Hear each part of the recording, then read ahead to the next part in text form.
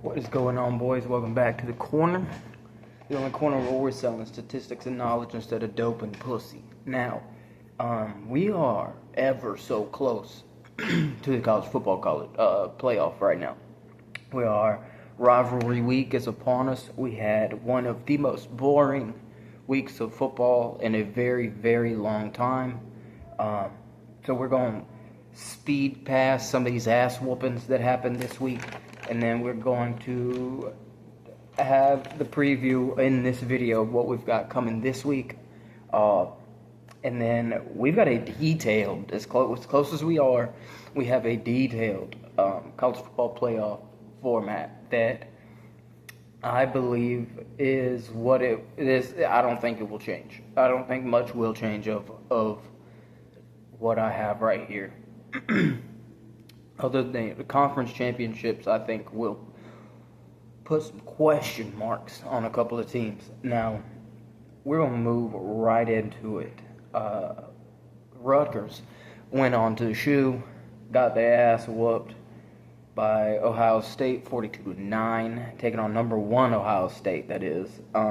Julian Sayin, 13 for 19, 157 yards, 2 touchdowns.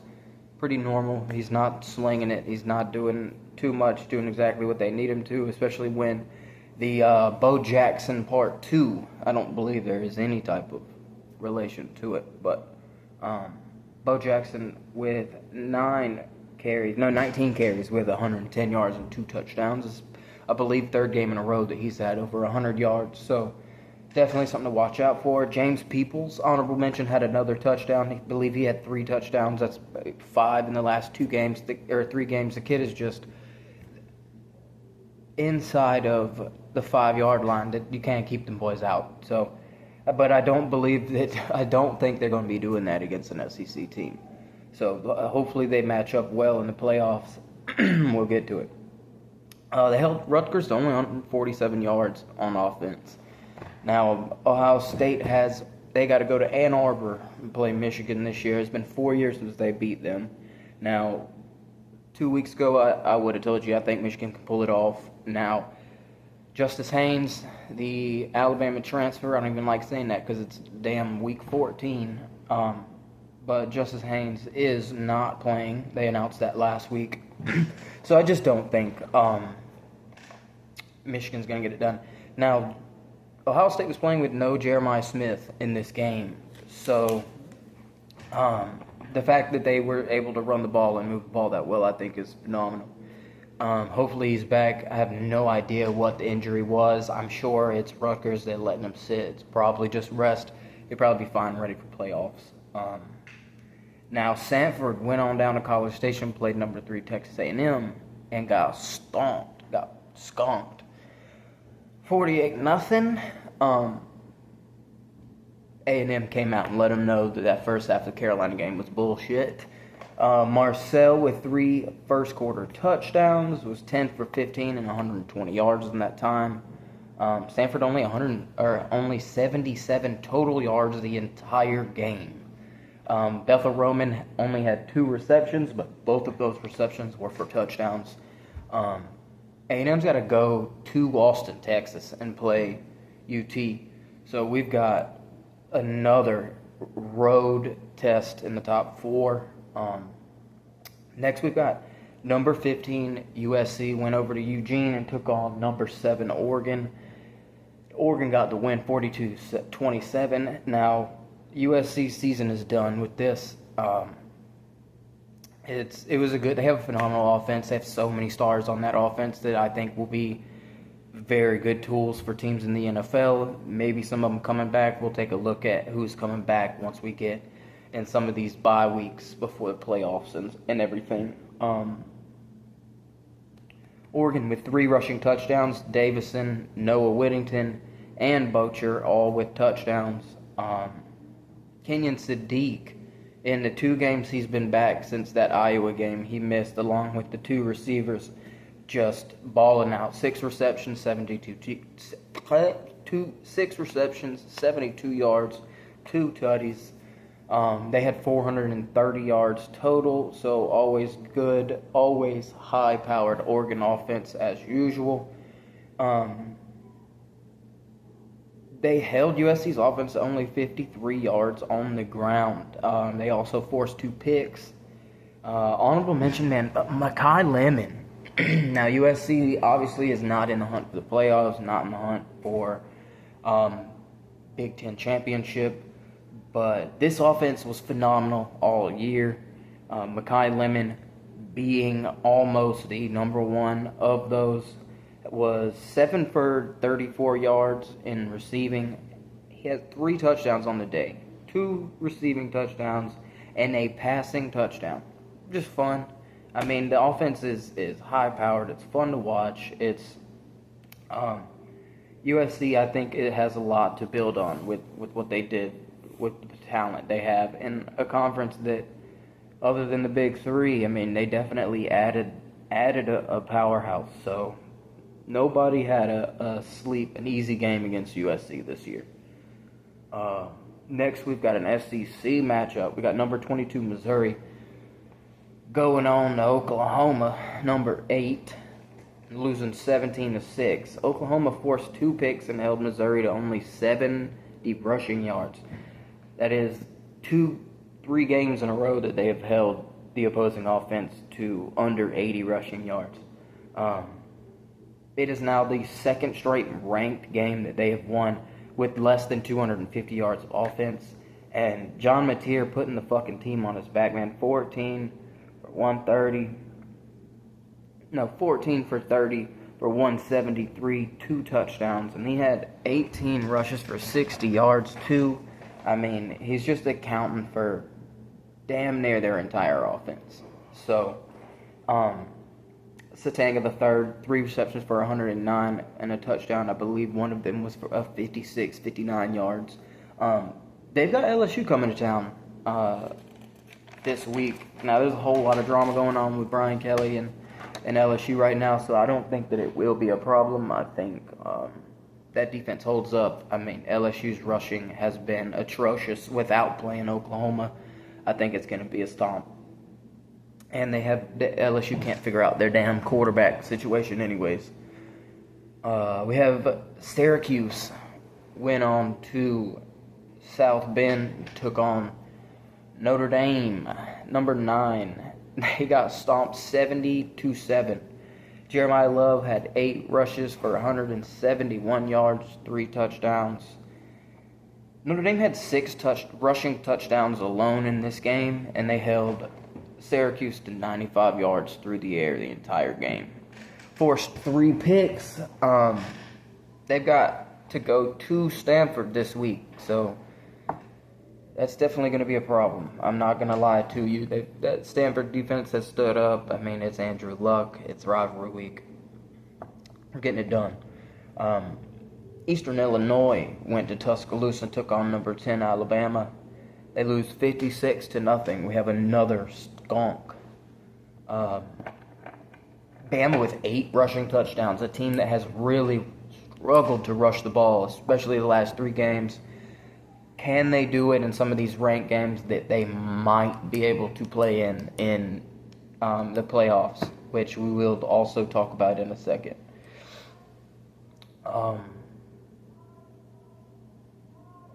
Ty Simpson only 11 for 16, 147 yards with 2 picks. And they've got to go to Jordan-Hare and take on Auburn this week. So I 100% do not know how that game goes. We all know that game can go either way every single year. Number 11 BYU went to Cincinnati and gets a win 26-14. It was the normal BYU offense. They had 2 times the amount of rushing yards as they did passing yards. Bear Bachmeier got himself a rushing touchdown, but L.J. Martin, 33 rushes for 222 yards, 2 touchdowns, and his longest rush was 33 yards. I mean, the kid was just putting his head down, thugging it out.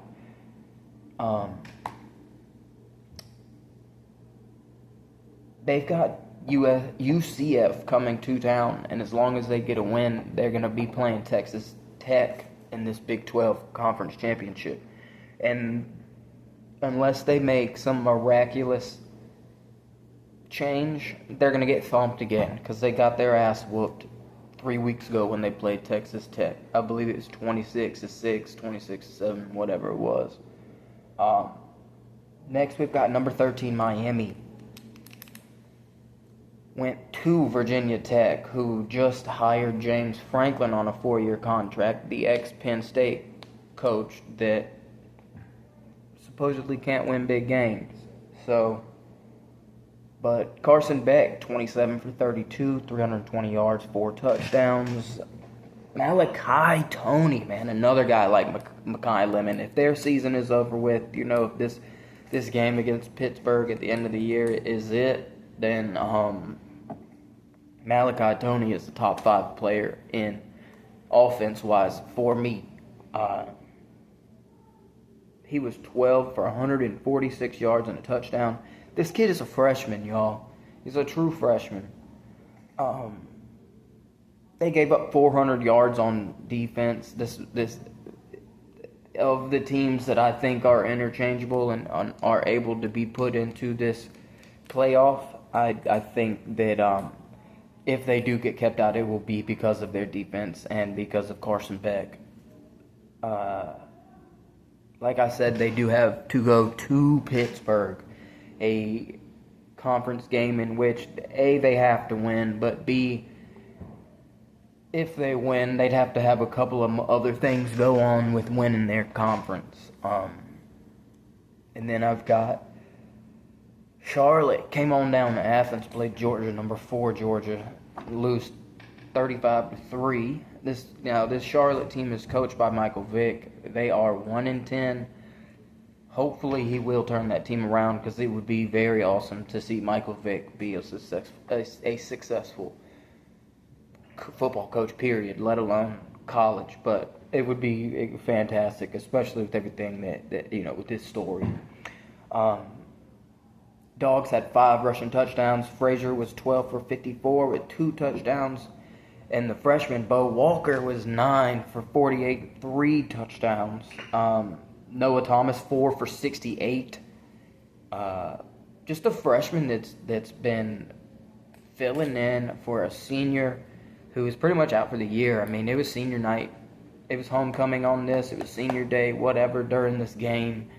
Colby White was still in crutches and a cast, so it will 100% be Noah Thomas and Williams just spot filling in Colby Young spots. But Noah Thomas has done good. He doesn't keep the touchdown streak going. He did have 3 in 2 games, but we get the win 35-3. So it was I will say it's 28-3 in the first half at halftime. It was 7-0 in the second half. So it took a foot off the gas. Definitely let some of the young bucks get some snaps in this game. We got Georgia Tech coming to town, boys, and it's going to be a freaking scrap, just like it always is, because this is by far the best Georgia Tech team that I will ever watch play the University of Georgia since I have been alive. I am not going to lie to you. Not that I'm worried they have given up, I believe, a combined 90 points in the last 3 games. So that is, them boys, I don't believe that offense is going to be doing that on defense that we have too. So with that being said, let's get into this playoff. I have an entire playoff all the way down to the champion. First off, we're going to start with 1, 2, 3, and 4. Just to get who has the first round bye and home field advantage in the in the quarterfinals. I've got Indiana number 1 because they beat Ohio State in the Big Ten Championship. I've got Texas A&M number 2 because they beat Alabama in the SEC Championship because Ohio State loses to Indiana. I don't believe they will move them down below someone who didn't play in a conference championship. So I have 3 Ohio State. I have Georgia, who I don't believe they will put Ohio State below. Because of this, I also think number 5 will be Texas Tech. Now, with that being said, I 100% think that it is possible that Georgia and Texas Tech get changed because I believe Texas Tech is going to win the Big Ten. With that also being said, right now I have Texas Tech number 5 interchangeable with Georgia, taking on JMU as the Group of 5 outlier conference champion. Number 6, I've got Oregon taking on number 11 Miami. I think because we'll keep going and we're gonna come back. It all makes sense. It all interchanges. It's the fucking committee. Number 7, I've got Ole Miss taking on Vanderbilt, but I also have this team possibly interchanged with Utah or BYU or one of those teams, just for the simple fact that the big games that Vanderbilt has played, they haven't gotten it done. I think Diego Pavia would be super exciting to watch in a playoff. I mean, I can't name another player that, besides maybe Gunner, that's going to put his life on the line for a fucking national championship. So I think that right there is why I would put Vanderbilt in. But they are taking on a phenomenal offense in Ole Miss. So with that being said, I have number 8, Oklahoma, boys. Another non-conference championship playing team making it from the SEC. I have them playing a home game against Notre Dame for the sole purpose of Notre Dame didn't play a conference championship, and they did lose their first 2 games. I think that Oklahoma and Notre Dame are both interchangeable for sure at 9 and 8. But because they put Notre Dame in, I think they have to put Miami in because of the resume, because of the strength of schedule, the ranked wins, the head-to-head matchup. I mean, they fucking beat them. So I definitely think, now, with that being said, I've got, in the quarterfinals, I've got number 1 Indiana taking on number 9 Notre Dame. I think they get it done, beat Oklahoma even if they are at home. Their offense is just a little bit high-powered. I don't believe that Oklahoma can hold Jeremiah Love to under 100 yards. Don't for 1 second think that would happen. I have Indiana winning that. Moving on to the semis, I've got Texas A&M taking on number 7 Ole Miss, because I think Ole Miss is just too much for Vandy or BYU or Tennessee. Any of these teams that could sneak in at this spot. But I do have them playing Texas A&M, and Texas A&M taking a dub, thraxing that ass, because Texas A&M is the team to beat right now. I think number 3 Ohio State will be taking on number 6 Oregon. I don't believe that Miami will be able to stop Oregon, and I think Oregon's secondary is way too much for Carson Beck to handle. Malachi Toney and Fletcher Jr. and all, I don't think they get it done. But I do think that Oregon shocks the world and puts Ohio State out. I don't think Ohio State is what we think they are, boys. I really don't. I've got number 4 Georgia taking on a high-powered Texas Tech offense with no defense. So I just don't see them getting it done. Kirby Smart alone, I think, wins this for the Dogs in a major upset, a TCU type situation. We do play very well in the state of Texas, but I think this will be a Georgia home game. But this will be this will be a New Year's 6 game.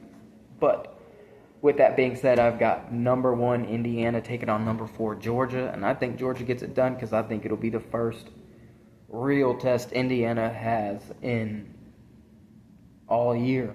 But I think number 6 Oregon is going to take on number 2 Texas A&M, and I think Texas A&M is going to win it. Like, we're going to have an SEC battle, boys. And I say this with all the love in my heart. Go Dogs. I think the Dogs will win it, but I don't know if the Dogs would win that game. I do not like that matchup. I do not like it at all. I think Texas Tech is a very good football team this year. So, but, you know, I cannot wait. This week is going to be insane. A lot of top 10 teams going on the road to finish their season and just kind of woofs off for a second before we start the real football games. So, with that being said, boys, I cannot wait for Rivalry Week. We are going to definitely have some surprises. We're very serious, have an entire playoff down to the national championship, and I promise you the entire thing is going to be completely different after this week. So I'm very excited to figure out what happens. So with that being said, I will see y'all next Tuesday, boys.